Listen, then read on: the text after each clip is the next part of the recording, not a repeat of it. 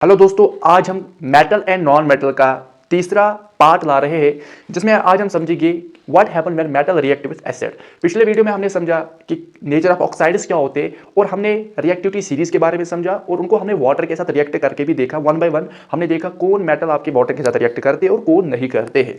आज हम समझेंगे कि अगर आपका एक मेटल है, इसको जब हम एसिड के साथ रिएक्ट करते हैं, मेटल और एसिड, तो आपको पता ही है आपका साल्ट और हाइड्रोजन गैस इवॉल्व होता है। यानी जब भी एक मेटल एसिड के साथ रिएक्ट करता है तो एक साल्ट और हाइड्रोजन गैस इवॉल्व होता है। मैं आपको एग्जांपल से समझाता हूं, लेकिन यहां पर एक समझना है, ये जो एसिड है दिस इज योर डाइल्यूटेड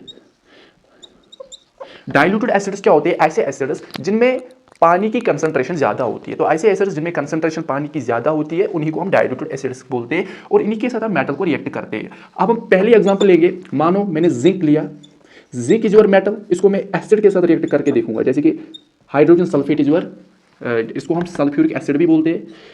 तो आपका जिंक सल्फेट और हाइड्रोजन गैस इवॉल्व होती है। मेटल जब ने एसिड के साथ रिएक्ट किया तो एक salt, this is your salt and this is your gas, जिसको हम हाइड्रोजन गैस बोलते हैं, जो इवॉल्व हुई। यही फंडा चलता है जब मेटल एसिड के साथ रिएक्ट करता है। हम दूसरी एग्जांपल लेंगे, मैग्नीशियम। मैग्नीशियम को आप रिएक्ट करो सल्फ्यूरिक एसिड के साथ, तो आपका मैग्नीशियम सल्फेट और हाइड्रोजन गैस इवॉल्व होगा। तीसरी एग्जांपल हम लेंगे अल्युमिनियम। अल्युमिनियम को आप सल्फ्यूरिक एसिड के साथ यानी एसिड के साथ रिएक्ट करके देखो, तो आपका AlSO4 अल्युमिनियम सल्फेट और हाइड्रोजन गैस इवॉल्व होगा। तो इन ऑल द केसेस हम देख रहे हैं कि जब भी मेटल एसिड के साथ रिएक्ट कर रहा है, यानी जब भी मेटल एसिड के साथ रिएक्ट करता है तो एक साल्ट और हाइड्रोजन गैस इवॉल्व होता है। और जैसे कि इसमें हमने देखा पहले एग्जांपल में, इसको हम व्हाइट विट्रॉयल भी बोलते हैं, दैट इज जिंक सल्फेट, इसको हम व्हाइट विट्रॉयल के नाम से भी बोलते हैं। सो ये आपकी कुछ एग्जांपल्स थे। इसके साथ साथ मैं मिसाल के तौर पर मैं दूसरा कोई एसिड लूंगा, जैसे कि मैं जिंक को हाइड्रोक्लोरिक एसिड के साथ रिएक्ट करके देखूंगा, तो आपका जिंक क्लोराइड और हाइड्रोजन गैस इवॉल्व होगा। तो in simple we can say that metal जब एसिड के साथ रिएक्ट करता है तो साल्ट और हाइड्रोजन गैस इवॉल्व होता है। अब हम आते हैं रिएक्टिविटी सीरीज पे आते हैं। आपने रिएक्टिविटी सीरीज में पढ़ा होगा, जैसे कि पहले potassium, sodium, calcium, magnesium, aluminium, zinc, iron, फिर आपका प्लैटिनम, फिर हाइड्रोजन, फिर आपका आता है कॉपर, फिर आपका आता है mercury, silver, gold and platinum. अब ये जो आपके रिएक्टिविटी सीरीज होते हैं, इसको आप ऐसे भी याद कर सकते हो, किरदार नाथ का माली जरा फीका पकाता है, हाई कोट, इसको आप हाइड्रोजन ऐसे लिख सकते हो, हाई कोट है पक्का। तो ये आप जिस भी तरीके से आप याद रखना चाहते हो तो रखो। मुझे कहना ये है कि हाइड्रोजन से जितने भी आपके ये मेटल होते हैं, दीज मेटल्स, ये जब हाइड्रोजन एसिड के साथ रिएक्ट करते हैं, when they react with acid, तो ये हमेशा हाइड्रोजन गैस इवॉल्व करते हैं।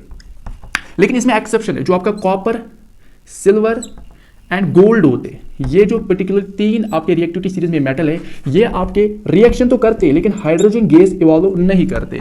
मतलब जो रिएक्टिविटी सीरीज में हाइड्रोजन से ऊपर जितने भी आपके मेटल होते हैं, ये एसिड के साथ रिएक्ट करके हाइड्रोजन गैस इवॉल्व लिबरेट करते हैं। लेकिन जब ये तीन मेटल्स की हम बात करते हैं, कॉपर, सिल्वर एंड गोल्ड, ये आपके रिएक्शन करते हैं लेकिन हाइड्रोजन गैस लिबरेट नहीं करते। आई होप आपने अंडरस्टैंड किया होगा। इसके बाद मैं आपको एक एक्सेप्शन समझाता हूं, नाइट्रिक एसिड। नाइट्रिक एसिड क्या होता है? अब आप बोलोगे सर आपने ठीक बोला, मेटल जब एसिड के साथ रिएक्ट करता है तो हाइड्रोजन गैस इवॉल्व होती है, लेकिन नाइट्रिक एसिड में एक एक्सेप्शन है। होता क्या है, जब इस एसिड के साथ कोई मेटल रिएक्ट करता है तो ये हाइड्रोजन गैस इवॉल्व नहीं करता है, हाइड्रोजन गैस इवॉल्व नहीं करता है, बल्कि ये आपका एक ऑक्सीडाइजिंग एजेंट है। जो आपका नाइट्रिक एसिड है, this is your oxidising agent, और ये क्या करता है, ये ऑक्सीजन सप्लाई करता है। मैं आपको एक एग्जांपल से समझाता हूं, जिंक। जिंक जब नाइट्रिक एसिड के साथ रिएक्ट करता है तो होता क्या है, हाइड्रोजन गैस इवॉल्व होने के साथ साथ ये जो नाइट्रिक एसिड है, this is your oxidising agent, ये ऑक्सीजन इस हाइड्रोजन को देता है, जिससे आपका वाटर बाहर निकलता है, वाटर। मतलब nitric acid is your oxidising agent. जब भी मेटल नाइट्रिक एसिड के साथ रिएक्ट करेगा, हाइड्रोजन गैस इवॉल्व तो होगी लेकिन ये उसको ऑक्सीजन सप्लाई करके वाटर निकलता है, पानी बाहर निकलता है। क्यों? क्योंकि नाइट्रिक एसिड आपका ऑक्सीडाइजिंग एजेंट है। आई होप आपने, लेकिन दो ऐसे मेटल्स है, दो ऐसे मेटल आपके मौजूद होते हैं जो नाइट्रिक एसिड के साथ रिएक्ट करके हाइड्रोजन गैस को इवॉल्व करते हैं। लेकिन वो क्या होते हैं? मैग्नीशियम, मैं यहां पर लिखता हूं मैग्नीशियम और मैग्नीज।